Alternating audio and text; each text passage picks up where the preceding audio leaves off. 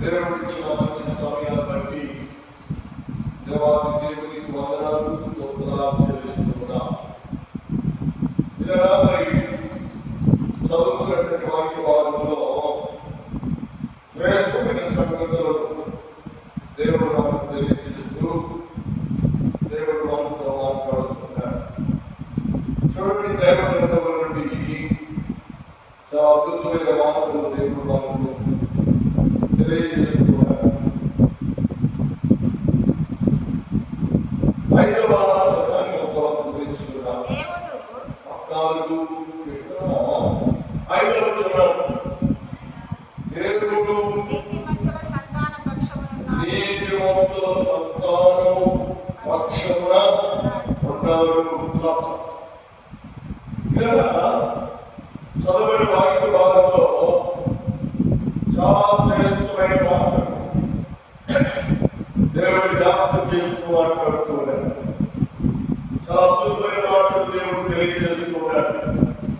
ఇలా ఏమంటున్నాడు అంటే, నీతిమంతుల సంతానం దేవుడు ఉంటాడు అని దేవుడి వాక్యము దేవుడు తెలియజేస్తున్నాడు. దేవుడు ఎవరి పక్షాన ఉంటాడు అంటే, దేవుడు ఎవరితో ఉంటాడు అంటే, నీతిమంతుల సంతాన పక్షాన దేవుడు ఉంటాడు.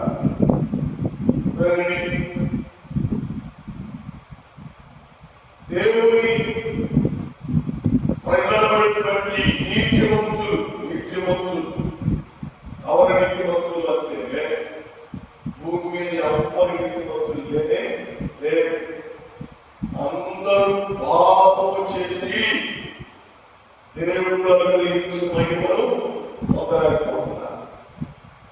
అందరూ దారి తప్పి పూర్తిగా తొలగిపోయినారు. కానీ దేవుడు నీతిమంతుల సంతానము పక్షముగా దేవుడు ఉంటాడు అని దేవుడు మాట్లాడుతున్నాడు. నీతిమంతుల సంతానం అంటే దైవగ్రంథంలో నీతిమంతులు లేరు, నీతిమంతులు ఉన్నారు బట్టి ఆయన ప్రభువైన యేసుక్రీస్తు ఆయన ఒక్కడే నీతిమంతుడు. కారణం ఏంటంటే ఆయన జన్మలో పాపము లేదు.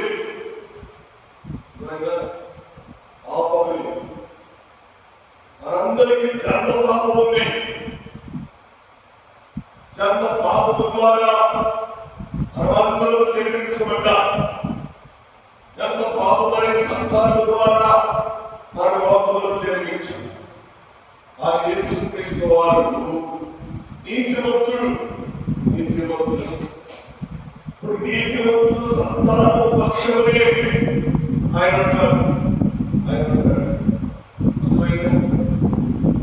ఎవరైతే నీతిమంతుడైన యేసుక్రీస్తు వారి రక్తములు కనబడతారో, ఎవరైతే నీతిమంతుడైన యేసుక్రీస్తు వారిని స్వస్థ రక్షకుడిగా అంగీకరిస్తారో వారే నీతిమంతుడైన దేవుని సంతానం.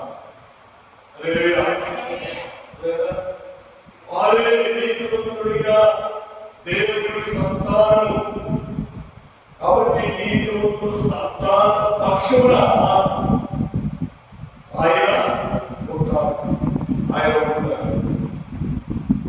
ఇలా దేవుని బలం, దేవుని కలిగిన బలం, మన పక్షమున దేవుడు ఉన్నాడనే సంగతిని మనం ఎప్పుడు కూడా తెలుసుకుని ఉంటారు. కారణం ఏంటంటే, మనకు దేవుని స్వంత రక్షకుడు అంగీకరించాం. వాక్య సంబంధమైనటువంటి మారు మనస్సు, పాప క్షమాపణ, బాప్తిస్మం తీసుకుని సంఘములో చేర్చబడ్డాము కనుక నీతిమంతులైన దేవుని సంతానముగా మనం మార్చుకున్నాం. కాబట్టి మనము కాదని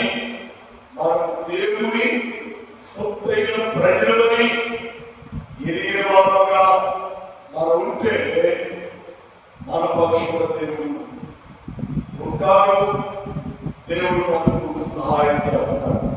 చూడబడిలో 3 మార్కులతో తెస్తారు. సభ్యులు సహాయం చేయండి. దైవగ్రంథముల నుండి జవాబులు మార్కులు మనసు తెస్తారు. 24వ కీర్తన 6వ వచనాన్ని వార్తలకు తెచ్చుకుందాం.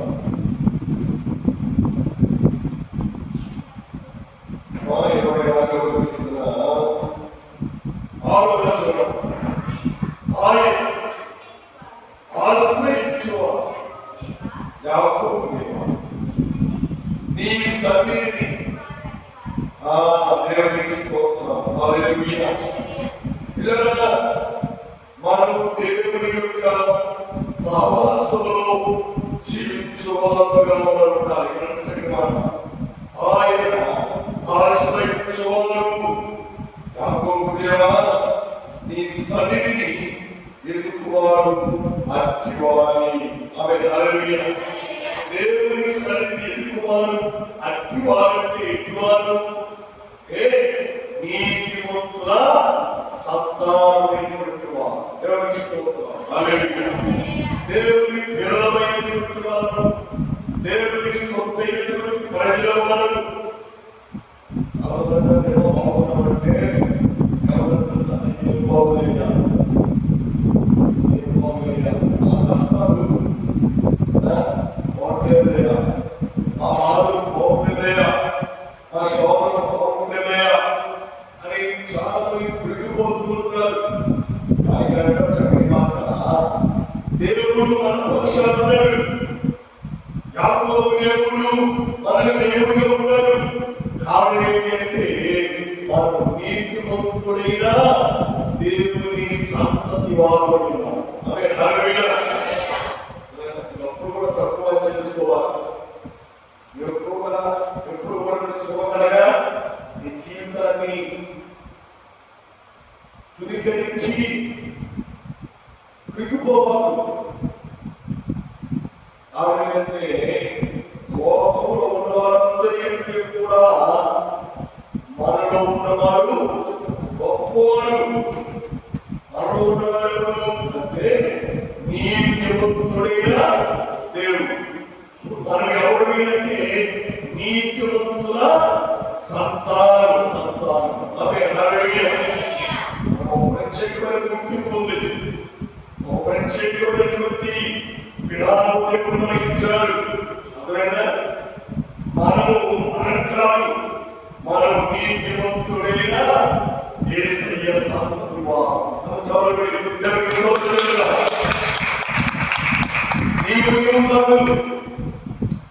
నీవు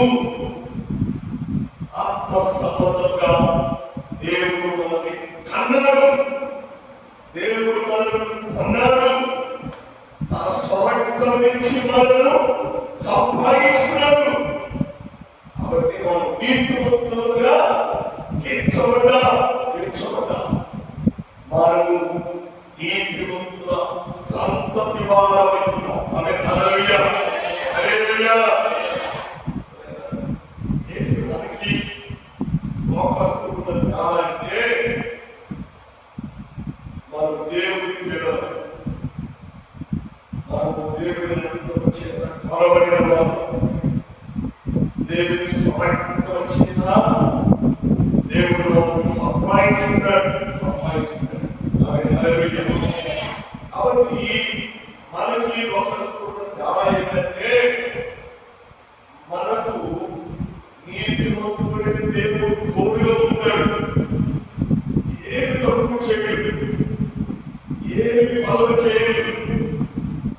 ఏ బాధలు, శోధనలు, ఇరుకులు, ఇబ్బందులు, నిందలు, అవమానములు ఎన్ని వచ్చినా వాటన్నిటి నుండి దేవుడు జీవితాన్ని ఇచ్చేవాడే ఉంటాడు. ఆమె హల్లెలూయా. హల్లెలూయా. చిన్నదానికి కురిగిపోయి ఏడుస్తూ ఉంటారు. లోకస్తులు చిన్న వాటికి నలిగిపోయి ఆత్మహత్యలు చేసుకుంటారు. చిన్న వాటికే వీళ్ళు వదిలిపెట్టి వెళ్ళిపోతూ ఉంటారు. భార్యతో తగాదా, భర్త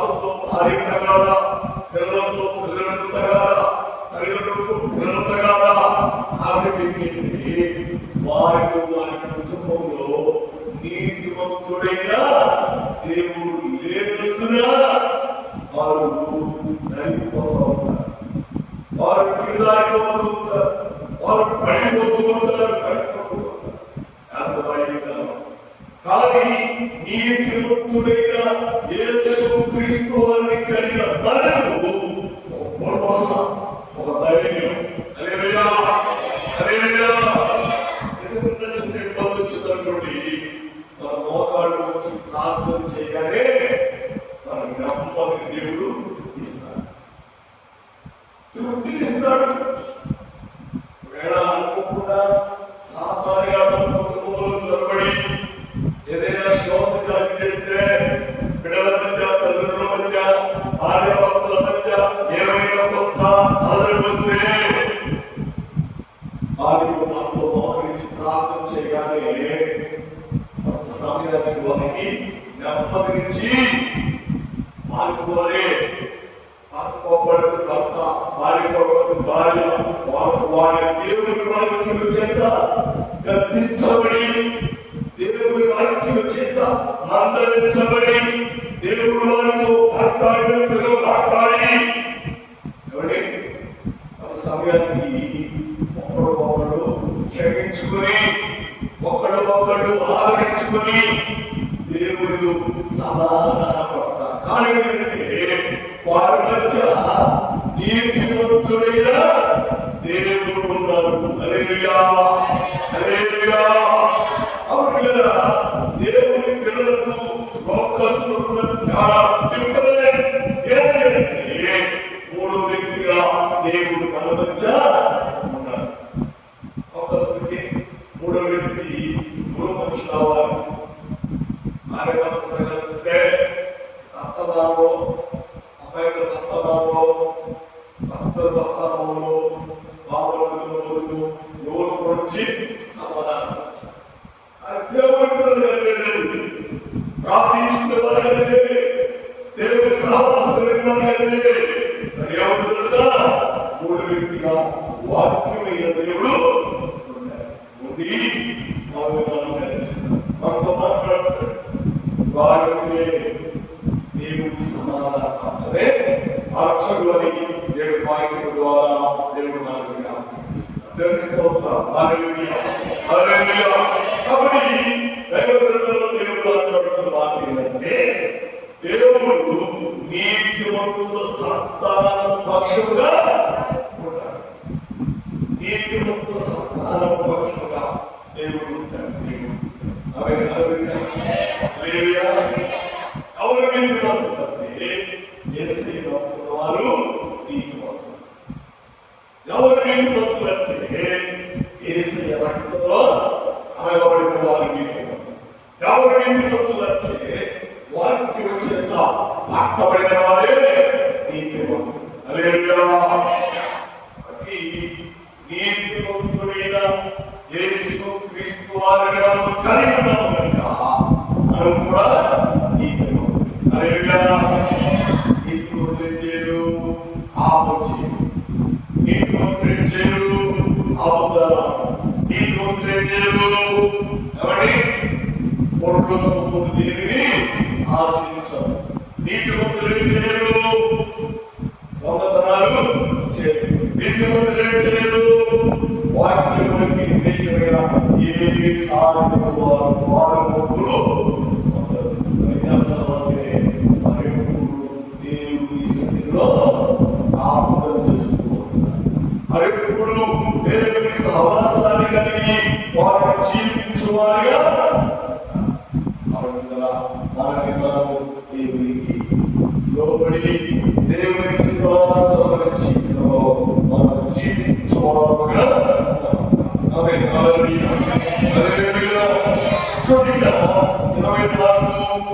24 వారు యెహోవా ఆశీర్వాదము నొందుతూ 24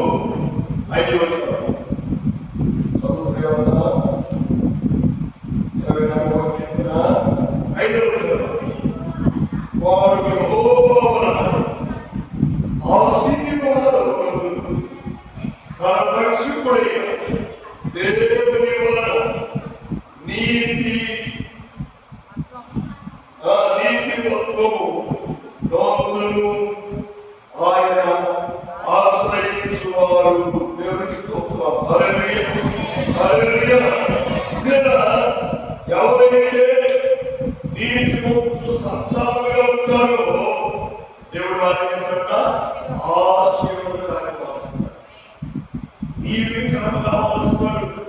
దేవునికి స్తోత్రం. హల్లెలూయా. కాబట్టి మనం దేవుని కొరకు నమ్మకమైన నమ్మకమైన వారుగా మనం జీవించాలి. కానీ ఎవరిని మనం మోసం చేయకూడదు. ఎవరిని దేనిని మనం అన్యాయంగా అక్రమముగా దోచుకోకూడదు. ఆయనకి మనం నీతిమంతుడైన యేసయ్య సంతతి వారు, దేవుని స్తోత్రమైన ప్రజలు. కాబట్టి మనము ఆశీర్వాదం పడి ఆశీర్వాదం పొందుకోవాలి, దీవెనపడి దీవెనను పొందుకోవాలి, కృపయబడి కృపలను పొందుకోవాలి, మేలుయబడి మేలులను పొందుకోవాలి, దీవెనపడి దీవెనలను పొందుకోవాలి.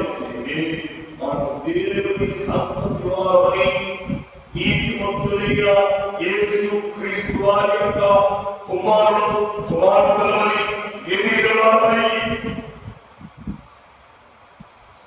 దేవుని చిత్తానుసారముగా జీవించువారుగా మనము దేవుడు మనల్ని బహుగా ఆశీర్వదిస్తాడు.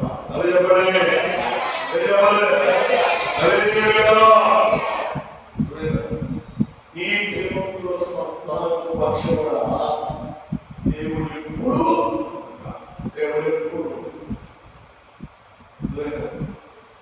అర్థకాలానికి దైవ గ్రంథంలో ఇద్దరు వ్యక్తులు గురించి మాట్లాడతారు. ఒక వ్యక్తి లోపు, ఒక వ్యక్తి లోతు సొదొమ కుమారుడు జీవిస్తూ ఉన్నాడు. సొదొమ కుమారుడుగా శాపగ్రస్తులైన పాత్రలు, దేవుడు లేనటువంటి స్థలం, దేవుడు లేనటువంటి దేశం.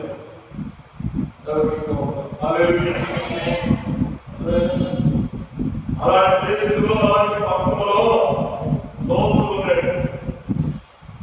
దేవుడికి కోపం వచ్చింది. సొదొమ కుమారుడు దేవుడు కాల్చిపోతున్నాడు. ఒక్కడు కూడా ఆ పక్కలో లేదు, అక్కడ లేదు. ఆ పక్కన అంతా పాపముతో నిండిపోయిందంట, శాపముతో నిండిపోయిందంట.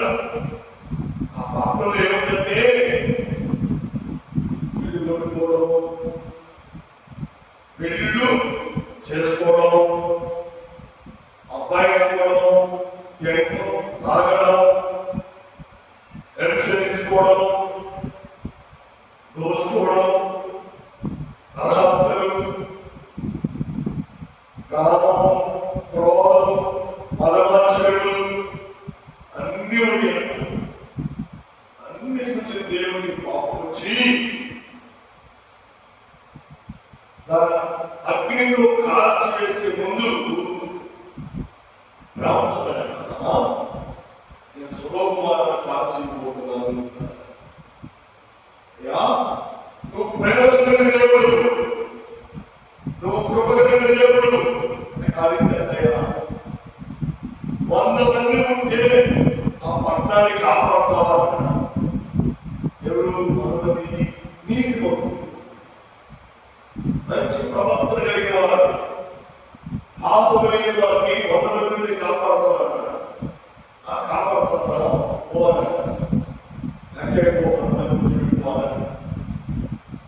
అందరూ కనపడారు.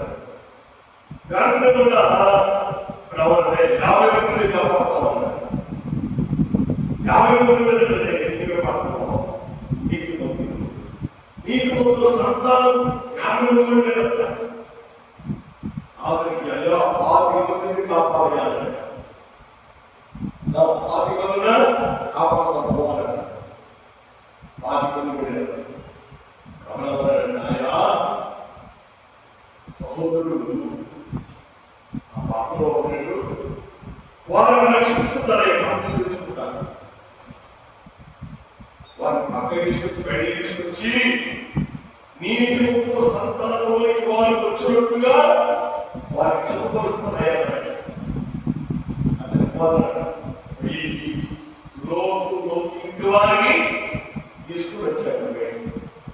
దేవుడు చెప్పాడు, వచ్చే సమయంలో అప్పుడు చూస్తే తక్కువైపోతుందని చెప్పాడు. ఆ వార్త లోకి చెప్పాడు. కానీ లోకి భార్య ఆ పట్టణాన్ని విడిచిపోలేక తిరిగి చూసింది. ఏమైపోయింది? శంకుస్థాపమైంది. ఇప్పటికీ యెరూషలేములో ఆమె విగ్రహం అలాగే ఉంటుంది, పుస్తకం అలాగే ఉంటుంది. ఆనవాళ్ళు ఉన్నాయి. బైబిల్లో వాక్యం యొక్క ఆనవాళ్ళు ఇప్పటికీ కనబడుతూ ఉన్నాయి. ఇలా గమనించిన అబ్రహాము లోతు బిడ్డలు కుమార్తెలను నీతిమంతులుగా తీర్చడానికి ఎంత ప్రయాసపడ్డాడు, ఎంత శ్రమపడ్డాడు. వారి దేవుని పిల్లలుగా నీతిమంతుల సంతానముగా అలచడానికి ఎంతగా కష్టపడ్డాడు. తన ఆస్తిలో సగభాగాన్ని ఇచ్చాడు. తన ఆస్తిలో సగభాగాన్ని చేశాడు. వచ్చేసావు, కట్టుబట్టలతో వచ్చావు, ఏమి దాంట్లో ఆస్తిలో సగమిస్తున్నా, వీటిని జాగ్రత్తగా మెరుపు జాగ్రత్తగా చూసుకొని నువ్వు దేవుని సంతానముగా సిద్ధపడాలని లోతుకు అబ్రహాము చెప్పాడు. ఇలా దేవుని పిల్లలకు దేవుని పిల్లగారి వారి చాలా వ్యత్యాసం ఏంటంటే అందరి లోతు కష్టపడుతున్నాడు, అందరికీ వెళ్తున్నాడు. కానీ అబ్రహాము ఏ ప్రాంతానికి వెళ్ళినా, ఏ తీర్పుకి వెళ్ళినా వర్షంలో మేత ఉండదు. 100 గొర్రెలు ఇస్తే 70 గొర్రెలు ఉంటున్నాయి. మేత కన్నీ చచ్చిపోతున్నాయి. అవి పిల్లలకు అంటవా కనే శక్తి సామర్థ్యం ఆ గొర్రెలు కోల్పోతా ఉన్నాయి. కానీ అబ్రహాము ఏ దిక్కుకి వెళ్ళినా సముద్రం దగ్గర మేత ఉంటుంది, సముద్రం దగ్గర నీళ్ళు ఉంటున్నాయి. 100 200 అవుతున్నాయి, 200 400 అయిపోతా ఉన్నాయి. ఆయనలో సంవత్సరాలకు వారు వీళ్ళు ఒక స్థలంలో కలుసుకుంటారు. కలుసుకున్నప్పుడు లోపు బయటపడి సార్ ఏ ప్రదేశం ఆసక్తికరంగా ఉంటుందో ఆ ప్రదేశానికి వెళ్తున్నావు. మానవరావు మేత ఉండదు, నీళ్లు ఉండవు, ఆ ప్రాంతాలను కనిపిస్తున్నావు. వెనక స్వార్థపడు అని లోతు అబ్రహాము మీద తిరుగుబాటు చేసి మాట్లాడు. అది సత్యం కాదు. సత్యం ఏం తెలుసా? అబ్రహాము దేవుని నమ్మాడు, అది అతనికి నీతిగా ఎంచబడింది. అబ్రహాము దేవుని సంతానం కాబట్టి అబ్రహాము దేవుడు ఆశీర్వదకరంగా వచ్చాడు. 5వ వచనం మాట ఎవరన్నాడు? వాడు యెహోవా ఆశీర్వాదము దేవుని స్తోత్రం. హల్లెలూయా. ఎవరు ఆశీర్వాదం పొందేది? ఆయన సంతానంగా ఉంటే ఆశీర్వాదం పొందుతారు. ఆయన సంతానం కాకపోతే ఆశీర్వాదాలు ఉండవు. చాలా మంది ఉద్యోగస్తులు నెలకి ₹1,00,000 చాలా తెచ్చుకుంటారు, లక్షణాలు తెచ్చుకుంటారు. వాళ్ళ భార్య, వాళ్ళ పిల్లలు అందరూ ఉద్యోగస్తులే. కానీ నెల వచ్చేసరికి డబ్బులే తెలియదు. కానీ అన్ని అప్పులే కనపడుతూ ఉంటాయి, అన్ని రుణాలే కనపడుతూ ఉంటారు, అన్ని బాకీలే కనపడుతూ ఉంటారు. ఏంటి బాబు వాళ్ళ పరిస్థితి అంటే దేవుని సంతానముగా వారు లేరు కాబట్టి యెహోవా ఆశీర్వాదం వారితో లేదు, వారితో లేదు. దేవుని స్తోత్రం. హల్లెలూయా, హల్లెలూయా. దేవుని పిల్లలమైన మనం ఏ ఉద్యోగం చేయం, ఏ ఉద్యోగాలు లేకపోతే కష్టపడతాం. పిల్లలు, భార్య, మనం ఏదో ఒకరి ఉన్నప్పటికీ 200 కూలైనా, 300 కూలైనా, 500 కూలైనా, 1000 రూపాయల కూలైనా కూలికి వెళ్ళాల్సిందే. కానీ వస్తున్న 10,000, 20,000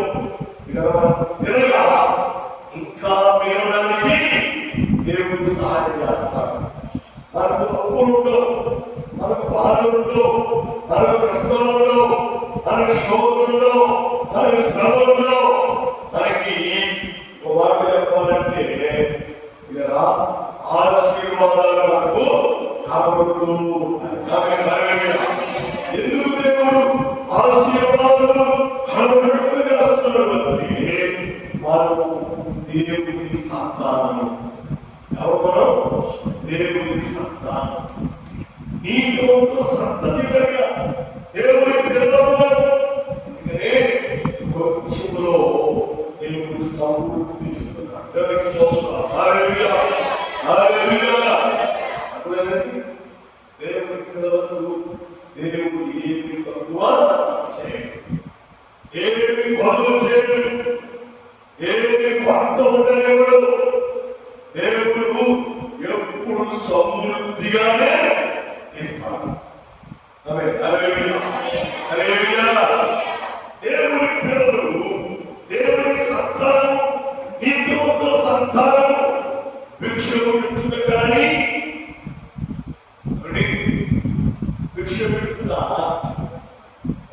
చూడండి. తెలుసా దేవుని పిల్లలకు అపరిస్థితి రానివ్వండి. ఏం చేస్తారు దేవుని పిల్లలు? దేవుని పిల్లలకు అప్పించువారుగా చేస్తారు.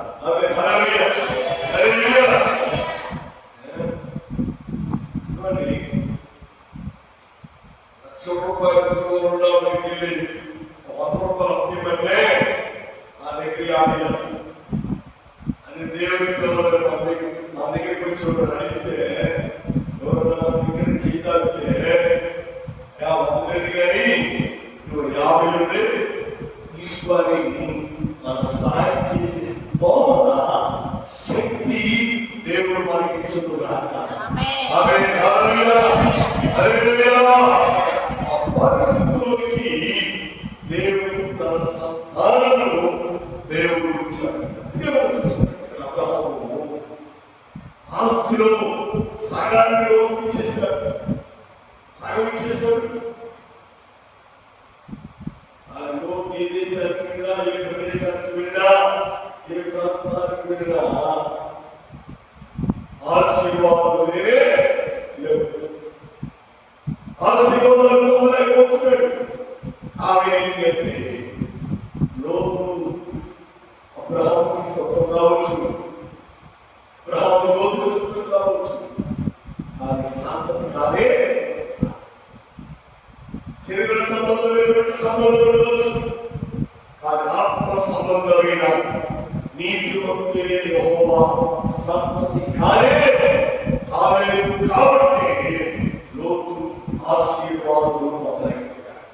సహోదరి సహోదరా, యోధికాలలో ఆ స్థితి నీ కుటుంబం, లోతు స్థితి నీ కుటుంబం రాకూడదు. రాకుండా ఉండాలంటే అబ్రహాము దేవుని సంతతిగా ఎలా మార్చబడ్డాడు, నీవును నీ ఇంటి వారు దేవుని సంతానముగా, దేవుని సొత్తైన ప్రజలుగా మీరు మార్చబడితే పరిశుద్ధాత్మ దేవుని కార్యాలు, ఆశీర్వాదము దేవుడు మీకు అనుగ్రహించుకున్నాడు.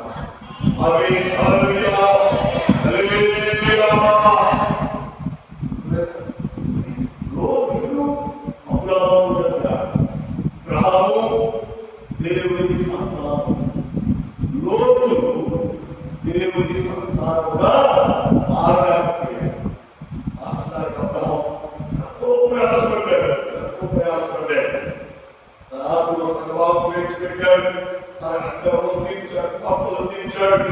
అతనికి సహకారిగా ఎంత ఉన్నా కూడా దేవుడి యెహోవా సన్నిధిలో తను మార్పు చెందలేకపోయాడు. దేవుని కుమారుడిగా, దేవుని సొత్తైనటువంటి కుటుంబముగా లోతు కుటుంబం దేవుని చెంత ఉండలేకపోయాడు. అందువల్లే లోతు భ్రష్టుడైపోయాడు. లోతు కుటుంబం భ్రష్టత్వంతో మరణించిపోయింది. లోతు కుటుంబం శాపగ్రస్తముగా మారిపోయింది. కాబట్టి లోతు నీతిమంతుని సంతానం. సంతానముగా మార్చబడాలి. సహోదరి, నువ్వు కూడా మోహన ప్రార్థన చెబుతున్నావా? చర్చకు చెప్తున్నావా? టైం పాస్ కోసం చెప్తున్నావా? అలాగైతే లోతు ఏ శాపం పొందుకున్నాడో నువ్వు కూడా శాపం పొందుకున్నావు. అలా ఉండవద్దు అని ఈ ఉదయకాలంలో పరిశుద్ధాత్మ దేవునితో మాట్లాడుతున్నాడు. నేను అర్థమే చదువుతున్నాడు. లోకంలో జీవించిన కాలం చాలా, పాపంలో జీవించిన కాలం చాలా, ఆత్మలో జీవించిన కాలం చాలా, మోసపడుతున్న కాలం చాలా విడిచిపెట్టండి.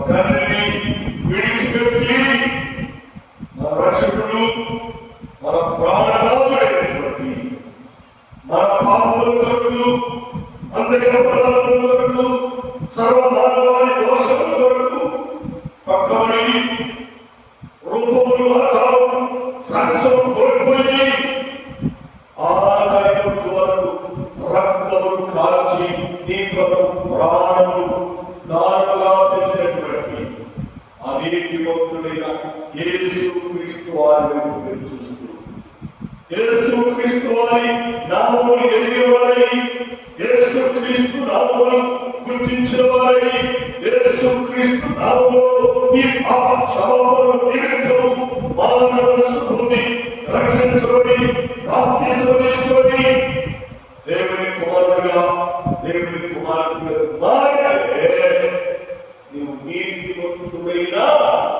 దేవుని సంతానముగా నువ్వు మార్చబడతావు.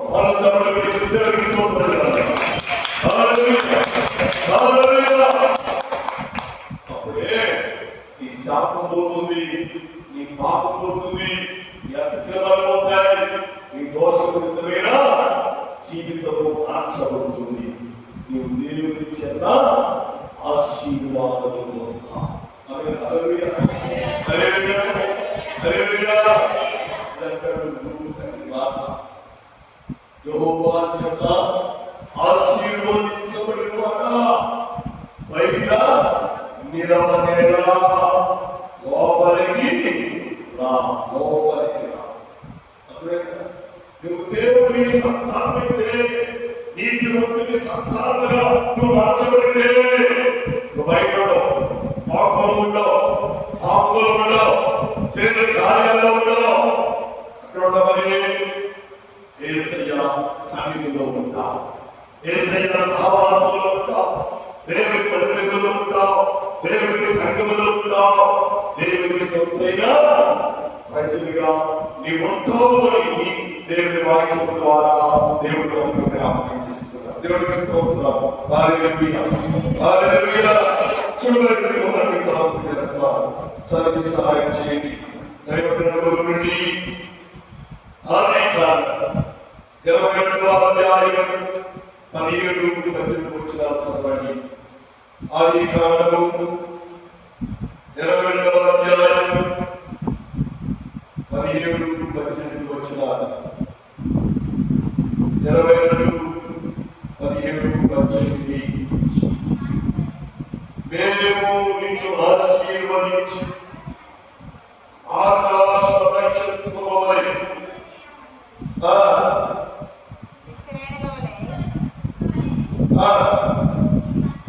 నీ సంతానము నిశ్చయముగా చేసేదను. హల్లెలూయా.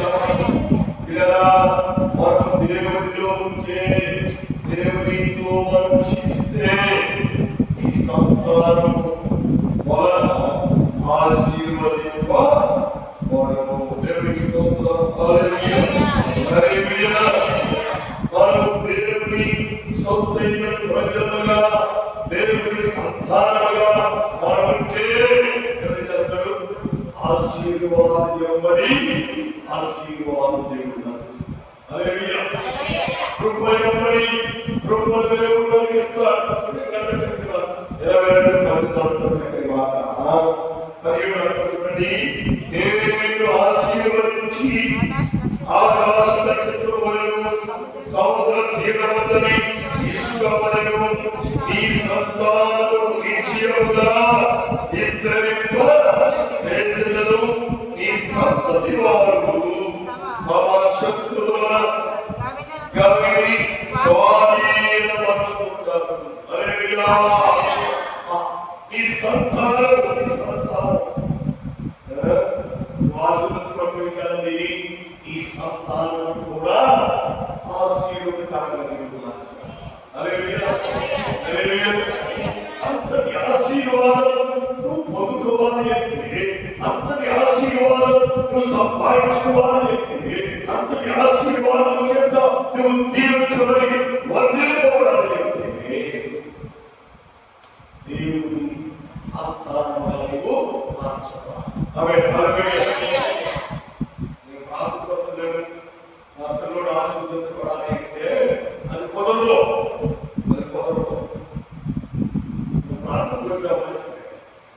నీతో పాటు నీ పిల్ల కూడా, నీ కుమారుడు కుమార్తె కూడా, వారు కూడా దేవుని సంతానముగా, దేవుని సొత్తైన బిడ్డలుగా మార్చబడాలి, మార్పు చెందాలి.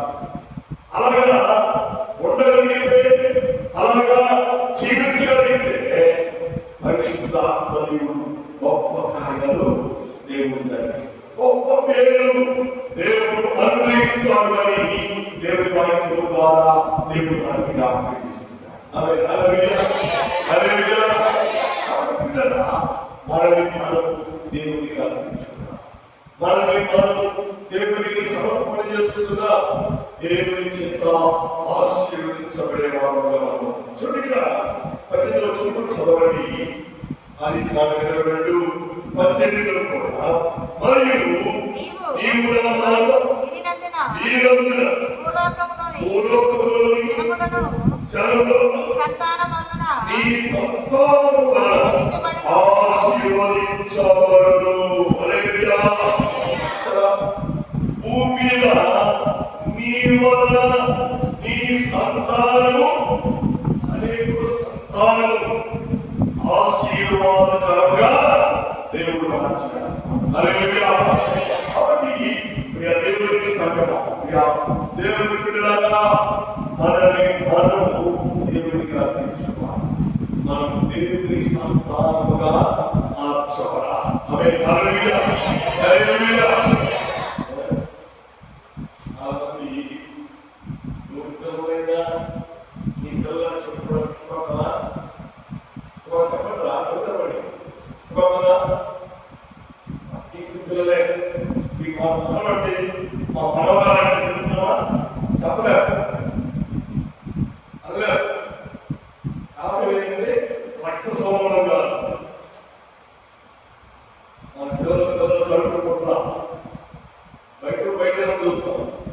అది దేవుడు వాకి అలాగదండి, దేవుడు అలాగే ఉంటుందండి. నీవు నా కుమారుడు, నీవు నా కుమార్తె, నిన్ను నేను నా చేతిలో చెప్పుకున్నాను. హల్లెలూయా. దేవునికి వ్యత్యాసం. మనం దేవుని సంతతి కావాలని దేవుడు కోరుకుంటున్నాడు. నీ భాష వేరేగా, ఎవరి నీ రంగు వేరేగా, నీ విధానం వేరేగా. యేసు క్రీస్తు వారు నా రక్షకుడని ఈ నోటితో ఒప్పుకుంటే నిన్ను ఆయన సంతతిగా మార్చుకుంటాడు. ఆయన కుమారుడుగా, ఆయన కుమార్తెగా దేవుడు నిన్ను ఏర్పరచుకుంటాడు. హల్లెలూయా. హల్లెలూయా. దేవునికి సర్వమానవాళి, సర్వ ప్రజలు ఆయనకి కుమారుడుగా, కుమార్తెలుగా మారాలని రాస్తారు.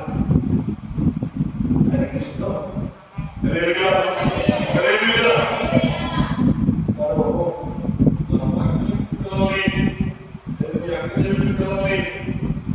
పక్క మనవడండి, మా అన్నయ్య కొడుకండి, మా మనవడండి చెప్తాం కానీ నా పిల్లల్ని చెప్పలే, చెప్పలేదు, చెప్పిన మనసు రాలేదు.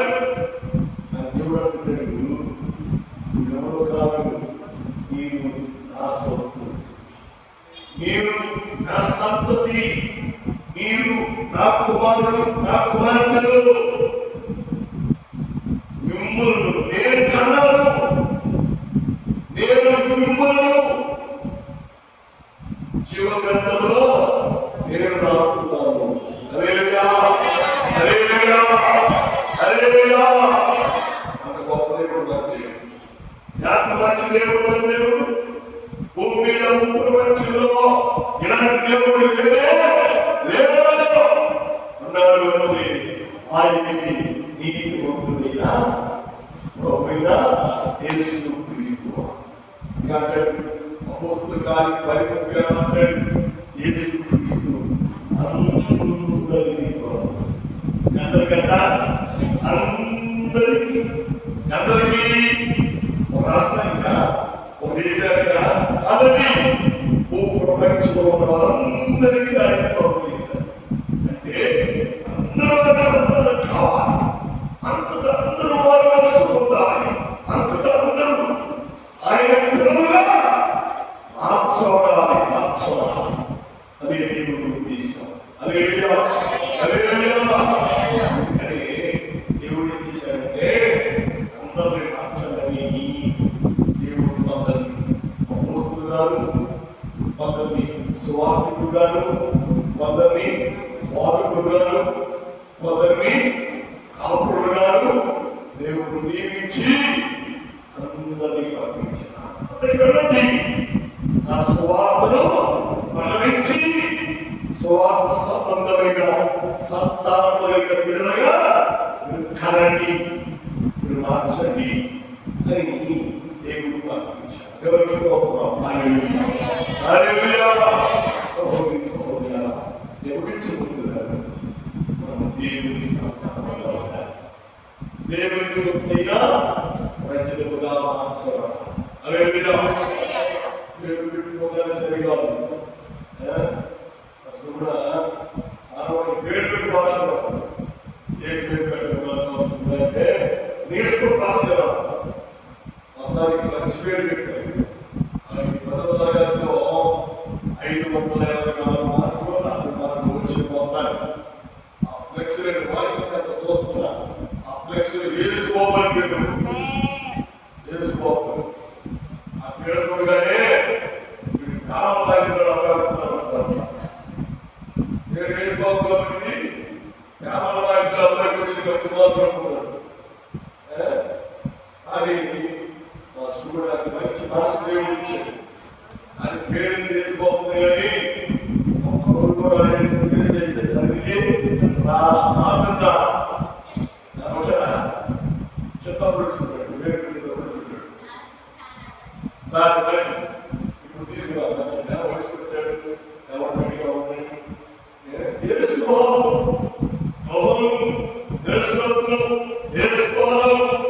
ఎవరి మార్పు మధ్య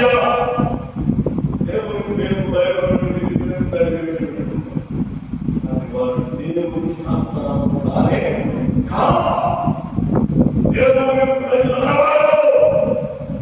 దేవుని సంతానము కావాలి. ఎవరైతే పాపములను, పాప సంబంధమైన క్రియలను, శరీర సంబంధమైన క్రియలను విడిచిపెట్టి విసర్జించి వాటిని వదిలిపెట్టి యేసుక్రీస్తు వారి నిజమైన రక్షకుడు, నిజమైన దేవుడని ఎవరైతే నోటితో ఒప్పుకుంటారో పాప క్షమాపణ నిమిత్తమై మారు మనసు పొంది బాప్తిస్మము తీసుకొని సంఘములో చేర్చబడతారో అటు వారే దేవుని సొత్తైన ప్రజలు.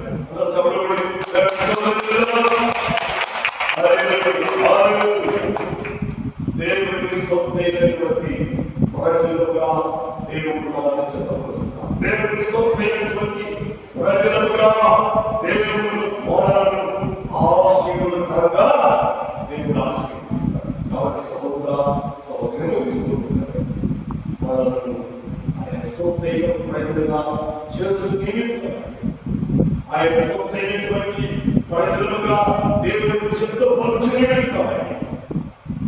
యవ్వన కాలంలో ఆ యవ్వన రక్తంలో జీవించాడు. ప్రాణము దారుగా పెట్టాడు. 3 రేకుల మధ్య ఎవరిని ఆకాశం భూమికి మధ్య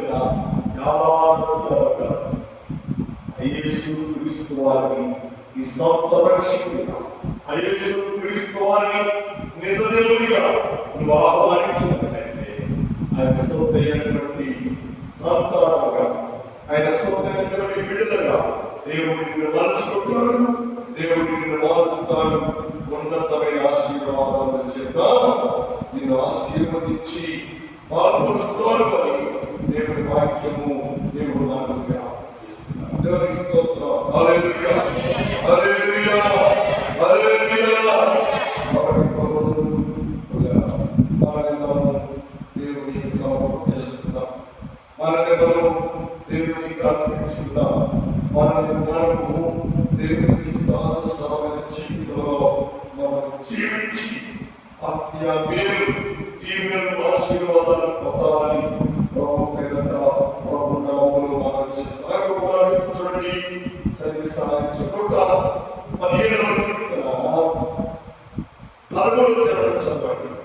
115 13వ చరణంలో చక్కని మాట రాయబడింది. చాలా అద్భుతమైన మాటలు దేవుడు జ్ఞాపకం చేస్తున్నాడు. 115 13వ చరణం 13వ చరణంలో విన్నలేమి యెహోవాని తన యందు భయభక్తులు గలవారిని యెహోవా ఆశీర్వదించును. హల్లెలూయా. ఆయన సంతానం కావడానికి ఎవరేమి అందరూ ఆయన సంతానంగా మార్చబడవచ్చు. ఆయన స్వప్న ప్రజలుగా ఆయన ఎద్దుకు రావచ్చు. ఆయన ఎద్దుకు వచ్చు వారిని ఆయన అర్థంలో త్రోసివేసే దేవుడు కానే కా. అందరూ అంతటా ఆయన సంతానముగా ఆయన స్వప్న పిల్లలుగా ఉండడానికి ఆయన అధికారము ఇచ్చి ఉన్నాడు. అందరినీ యెహోవా ఆశీర్వదించున్నాడు. ఆమేన్. హల్లెలూయా. గొప్ప ఆత్మీయ దేవుడు మనకు గొప్ప ఆత్మీయ ఆశీర్వాదములు దేవుడు మనకు కలుగజేస్తున్నాడు. కాబట్టి మనం ఆశీర్వదించబడాలి. నీవు ఇంటి వారు ఆశీర్వదించబడాలి. నీవు దేవుని సంతానముగా మార్చబడాలి. లోకుకు అబ్రహాము ద్వారా దేవుని సంతానము మార్చడానికి నీవు అవకాశము లోతు ఇంట్లో ఇచ్చాడు. కానీ వారు దాని సద్వినియోగం చేసుకోవాలి, ఉపయోగించుకోవాలి. మీ ద్వారా ఒకరిని ధన్యానికి తీసుకొస్తున్నాం, మళ్ళీ ధాన్యానికి తీసుకొస్తున్నాం. వారు ఉపయోగించుకొని వాక్యానుసారమైన మారుమనసు వారు పొందితే దేవుని సంతానం ఉంటారు. దేవుని చేత ఆశీర్వదించబడతారు. ఇచ్చిన వచ్చి మన లోపల తెచ్చుకుంటే ఆత్మలు తెచ్చుకుంటే లోపు కుటుంబము శాపగ్రస్తమైనట్టుగా వారు కూడా మారిపోతారు. అలాగా ఉండకూడదు. ఈ కాలంలో పరిశుద్ధాత్మ దేవుని ద్వారా దేవుడు మనల్ని మనం దేవునికి అర్పించుకుందాం. మనల్ని మనం దేవునికి సమర్పణ చేసుకుందాం. దేవునికి ఇష్టమైన వారుగా మన జీవితాన్ని కొనసాగించి ఆత్మీయ మేలు దీవెనలు పొంది నిత్యరాజ్యానికి పొడవు రాజ్యానికి వారసులుగా దేవుని పిల్లలుగా ఆశీర్వదించబడి నిత్యరాజ్యానికి పొడవు రాజ్యానికి వారసులు కావాలని ప్రభు పేరిట ప్రభు నామములో ఆరంభిస్తున్నాం. దేవుడి వాక్యం దేవుడి వాక్యాన్ని మనందరి కొరకు దీవించి